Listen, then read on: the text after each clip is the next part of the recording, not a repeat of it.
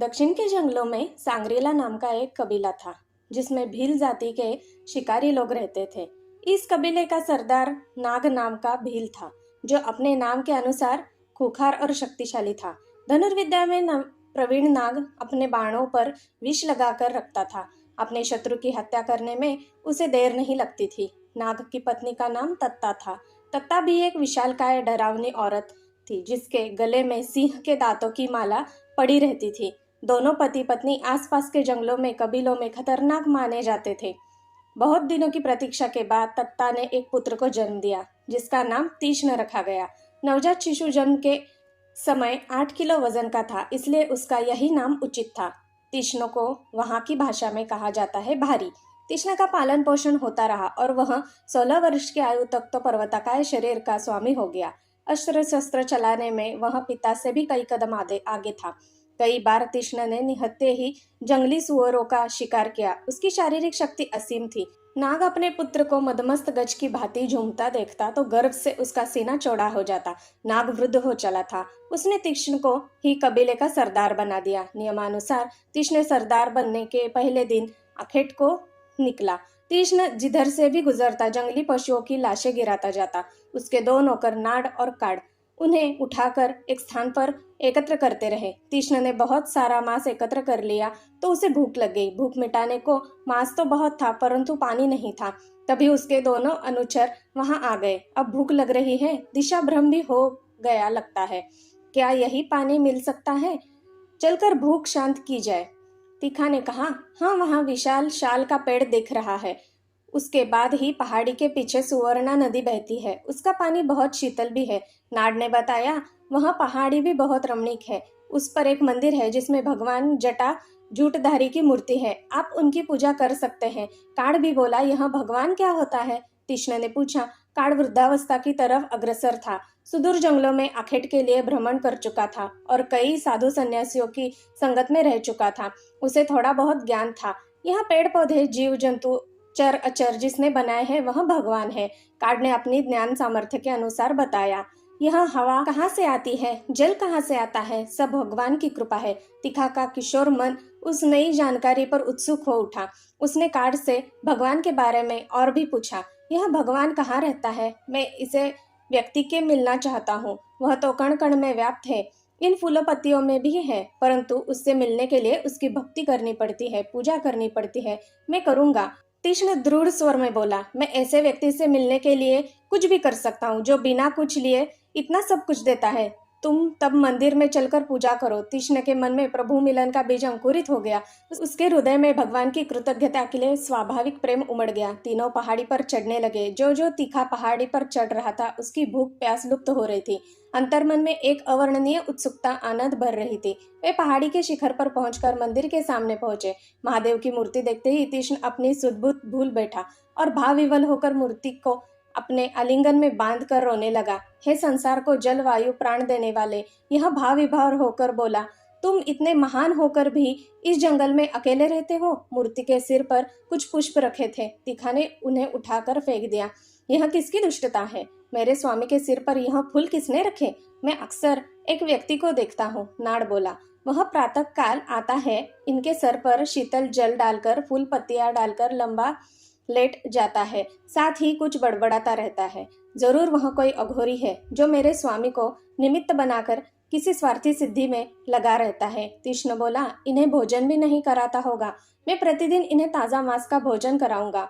वह भोजन लेने चल पड़ा, परंतु मंदिर के जाने से उसका मन नहीं करता था। वह बार बार लौटता और मूर्ति से लिपट जाता। भगवान मन तो जानने का नहीं करता था, परंतु तुम्हें भूख लग रही है इसलिए जाता हूँ। तीखा वहां से निकलकर पहाड़ी से नीचे उतर गया। नाड़ तो हतबुद्धि रह गया, जबकि काड़ तीक्ष्ण की अवस्था समझकर रह गया। हमारा सर्वनाश हो गया, नाड़ बोला। स्वामी पागल हो गए, सब तुम्हारे कारण हुआ है। अब बड़े स्वामी तुझे भून कर खा जाएंगे, काड़ ने कुछन कहा। वह उस निर्बुद्धि को क्या समझता। तीक्ष्ण वापस लौटा तो उसने दोनों हाथों में मांस था। उसने आते ही मांस भुना और उसे कोई पत्तों पर रखा। फिर प्रत्येक पत्ते का मांस चखा कि कहीं कच्चा तो नहीं रह गया। तत्पश्चात संतुष्ट होकर भगवान को समर्पित किया। यह तो बिल्कुल ही पागल हो गया। इतना सुगंधित मांस पत्थर को भेंट कर रहा है। हमारी भूख का इसे ख्याल नहीं। नाड़ अप्रसन्न होकर बोला। तीक्ष्ण मूर्ति के सामने बैठा भोजन करने का आग्रह कर रहा था। स्वामी, शाम होने को आई, अब घर चलो, प्रतीक्षा हो रही होगी। नाड़ बोला, मैं नहीं जा सकता, रात्रि का समय जंगली जीवों के घूमने का होता है, मैं भगवान को अकेला नहीं छोड़ सकता, तुम जाओ। काड़ अब अपनी मृत्यु निश्चित जान। नाड़ क्रोध से बोला, तेरे कारण स्वामी ऐसी बातें कर रहे हैं, मैं बड़े स्वामी से कहकर तुझे दंड दिलवाऊंगा, अभी जाता हूँ, तू यही रुक इस पागल के पास। नाड़ पहाड़ी से उतर गया। काड़ भी विचार करने लगा कि निर्बुद्धि नाड़ जब नाग को बताएगा तो वह महाशठ तनिक भी विचार किए बिना उसे मृत्युदंड दे देगा, अतः उसका वहां से भागना ही श्रेयस्कर था।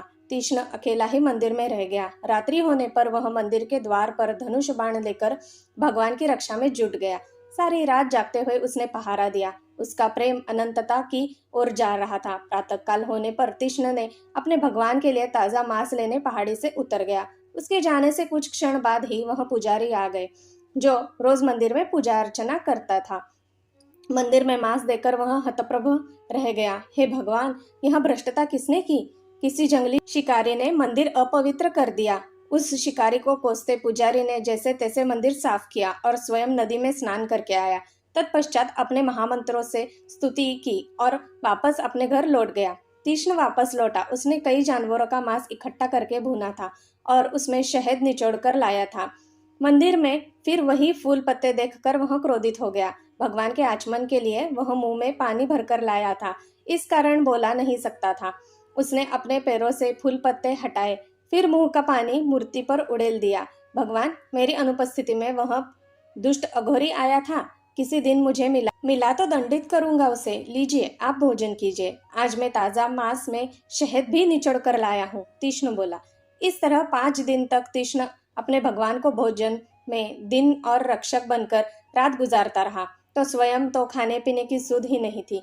तीक्ष्ण के माता पिता उसे अन्यत्र ढूंढने निकल गए, क्योंकि जब वह वहां मंदिर पर वहां कोई न मिला, तब नाड़ ने कहा कि अवश्य वह काड़ उसे बहकाकर कहीं ले गया होगा। उधर पुजारी महोदय रोज मंदिर में ऐसा हाल देखते तो उस भ्रष्टता पर विलाप करते, मंदिर साफ करते, पूजा करते और लौट जाते। यह भगवान की ही लीला थी कि कभी पुजारी और तीक्ष्ण का सामना ही नहीं हुआ था। संभवतः तीक्ष्ण की उग्र प्रवृत्ति से पुजारी का कोई अहित हो जाता। अब पुजारी उस भ्रष्टाचार पर तीक्ष्ण को गालियां देने लगा, तो एक रात स्वप्न में उसे देवादिदेव महादेव ने दर्शन दिए। मेरे भक्त, तुम जिसे अपशब्द कह रहे हो उसे नहीं जानते, वह मेरा परम भक्त है। अपनी सामर्थ्यता से अनुसार वह मुझे प्रसन्न करने की कोशिश करता है। उसके प्रेम में कहीं भी कोई इच्छा नहीं है। मुझे वह बहुत प्रिय है। उसकी वंदन विधि तुम्हें अवश्य बुरी लगती है, परंतु मुझे नहीं। मांस उसका भोजन है, जो उसने अपना सर्वस्व जानकर मुझे समर्पित कर दिया। जब वह मुझे अपनी भाषा में भोजन का आग्रह करता है, तो मुझे उसका आग्रह तुम्हारे जाप और वेद मंत्रों से भी श्रेष्ठ लगता है। यदि तुम उसकी भक्ति देखना चाहते हो, तो कल कहीं छुपकर देखना। पुजारी जी हड़बड़ाकर जागे। कहीं कुछ नहीं था, परंतु स्वयं प्रभु का आदेश हुआ तो वह प्रातःकाल ही मंदिर के समीप छुपकर तीक्ष्ण के कृत्य को देखने लगे। तीक्ष्ण उस समय भगवान के लिए भोजन लेने गया था। वह वापस लौट रहा था तो रास्ते में उसे ठोकर लगी और मांस पृथ्वी पर गिर गया। यह अपशकुन है, कहीं मेरे भगवान को तो कुछ नहीं हुआ, तीक्ष्ण ने सोचा और दौड़ता हुआ पहाड़ी चढ़ने लगा। पुजारी उस विशालकाय आकृति को देखकर सहम गए। तीक्ष्ण मंदिर में पहुंचा तो उसने मूर्ति की बाई आंख से रक्त टपकता देखा। भोजन उसके हाथ से छूट गया। हाय, मेरे भगवान को क्या हुआ? किस पापी ने मेरे स्वामी को घायल किया है? तीक्ष्ण बैठकर रोने लगा। यदि वह दुष्ट मुझे मिल जाता तो मैं उसका वध कर दूंगा। तीक्ष्ण ने भगवान की आंख से रक्त पोंछा, परंतु रक्त धारा निरंतर बहती रही। हाय, मैं क्या करूं, क्या उपचार करूं? वह जोर जोर से रोने लगा। तुम्हें तो बहुत कष्ट हो रहा होगा भगवान। पहले मैं उस दुष्ट को ढूंढता हूँ जिसने यह दुष्ट कार्य किया है। तीक्ष्ण मंदिर से बाहर निकल गया। पुजारी जी के पर कांप उठे। कहीं उसने दिखाई पड़ गए तो जीवित न छोड़ेगा। ये हे भोलेनाथ, रक्षा करो। परंतु सर्वेश्वर क्या तीक्ष्ण से स्वभाव से अनभिज्ञ थे? उन्हीं की लीला थी कि साफ दिखाई पड़ रहा था। पुजारी तीक्ष्ण को दिखाई न दे। जब उसे कोई न दिखाई दिया तो वापस मूर्ति के समीप जाकर बैठ गया। भगवान, मैं जड़ी बूटियां लेकर आता हूँ। मैं यह तो नहीं जानता कि किस जड़ी से आपको लाभ होगा, परंतु जाता हूँ, अभी लौटता हूँ। तीक्ष्ण पहाड़ी से नीचे उतर गया और जब लौटा तो सिर पर जंगली जड़ी बूटियों का सारा गट्ठर था। मंदिर जाकर उसने एक एक जड़ी भगवान की आंख में निचोड़ी, परंतु रक्तस्राव बंद न हुआ। अब क्या उपाय करूं? तीक्ष्ण विचलित हो गया। तब उसे स्मरण आया कि शिकारी लोग घाव पर मनुष्य का मांस लगाते थे और घाव अच्छा हो जाता था। यह भी करके देखता हूँ। भगवान की बाई आंख नष्ट हुई है, अतः मैं अपनी बाई आंख निकाल कर ही घाव पर लगाता हूँ, संभव है लाभ हो जाए। एक नुकीले तीर से उस भक्त ने अपनी बाई आंख निकाली। स्वयं की आंख से रक्तधारा फूट पड़ी, परंतु चिंता नहीं। आंख हथेली पर रखकर भगवान की आंख पर रखी और दबाई। तत्काल भगवान की आंख से खून बहना बंद हो गया। तीक्ष्ण प्रसन्नता से किलकारी मार उठा, नाचने लगा। मेरे भगवान अच्छे हो गए। परंतु यह क्या? अब भगवान की दाहिनी आंख से रक्तस्राव होने लगा। तीक्ष्ण स्तब्ध रह गया। चिंता मत करो प्रभु, उपचार तो मुझे मिल गया है, अभी उपचार करता हूँ। तीक्ष्ण ने फिर तीर उठाया और दाहिनी आंख निकालने को उत्सुक हुआ। तभी मूर्ति से साक्षात श्री देवादिदेव प्रकट हुए और तीक्ष्ण का हाथ पकड़ लिया।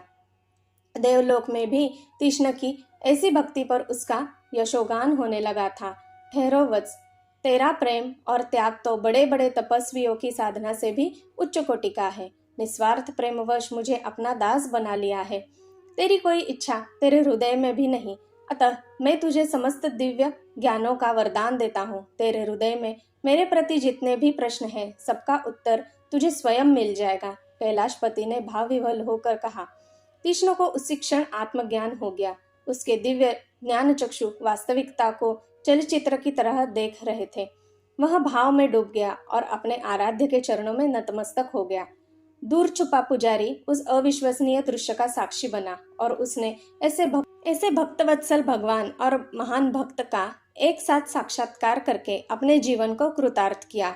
जय भोलेनाथ। धन्यवाद दोस्तों, मेरी सुनाई कहानियाँ अगर आपको अच्छी लगती हो तो कृपया मेरे चैनल को जरूर एक लाइक, शेयर और सब्सक्राइब कीजिएगा। धन्यवाद।